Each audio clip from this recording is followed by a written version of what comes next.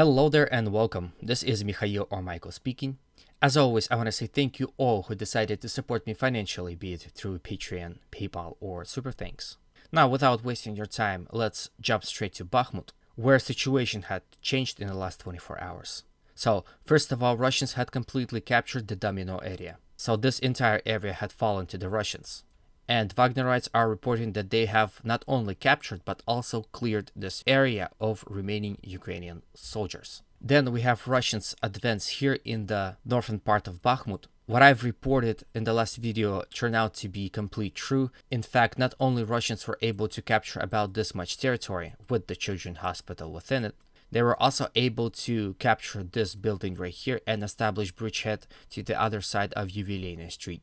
So as you can see, Khromovo is extremely close now to the Russian positions. And it is still possible that Russians can resume their attacks towards the settlement, now from both directions. Here, Ukrainian positions are compromised. They have lost their only strong defensive sector here to the north and are forced to fight here within this residential area and dacha area here. There's a video of a Ukrainian AFV driving Ukrainian soldiers somewhere close to a building. I don't know where it's located exactly, maybe in this sector, maybe in this sector, but that said vehicle is loading out Ukrainian soldiers. They walk into a building and then that building get completely destroyed by Russians. Here's the video. So here you can see the AFV and the Ukrainian soldiers getting into it.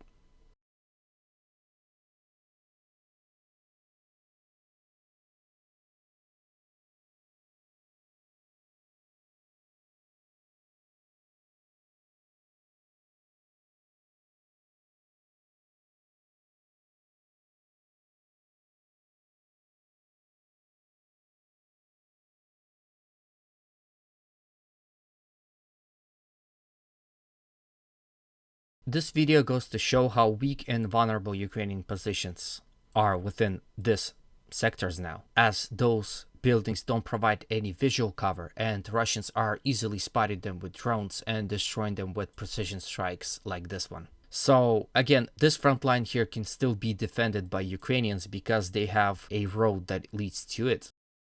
Also, there are reports that Ukrainians are rotating their troops here across the field, and as you can see, they have many tree lines they can use as a defensive positions. So fighting for this sector continues. Then we have situation in the south in the Samolyot district. As a result of storming operations, Russians and Wagnerites were able to capture this much territory.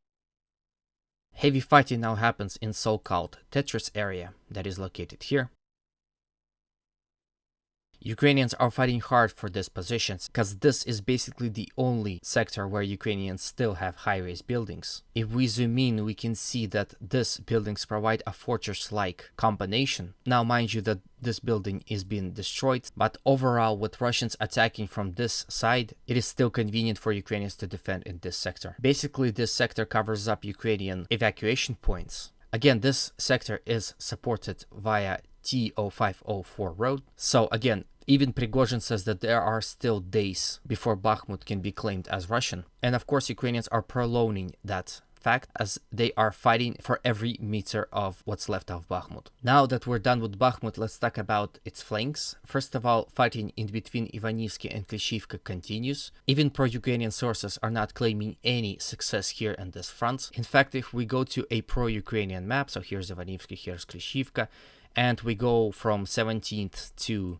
18th of May, we can see that Russians were able to capture a strip of land, thus forcing Ukrainians away from this side of the canal. So they have lost their bridgehead. This could indicate that Russians had reinforced their Klishivka front and had gained some offensive capabilities here within this sector. Then we go here and the situation here remains also very interesting. It would seem that Ukrainians were able to push Russians further away from Grigorivka and Orekhovo-Vasiliivka, achieved some minor success within this sector, but overall Russian positions here are remaining to be strong and holding as of right now. Now I want to quickly touch on the situation around Bakhmut.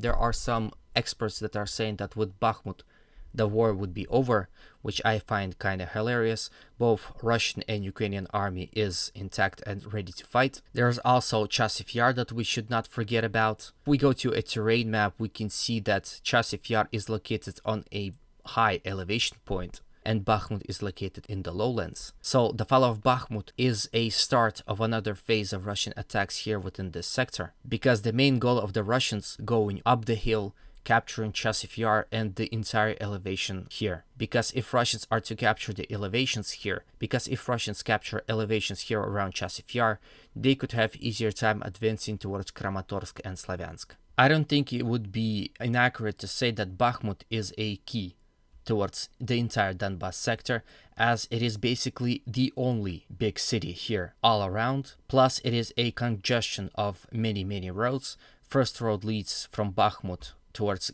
Kramatorsk and Slavyansk, and there's also a road that leads from Bakhmut towards Ivanivsky and Konstantinivka, which is another big settlement. Also, the Bakhmut was tying a lot of Russian forces here on the entire front. So with the fall of Bakhmut, Russians would free a lot of their forces and perhaps regain their offensive capabilities. But that is a question of time, so we should wait and see.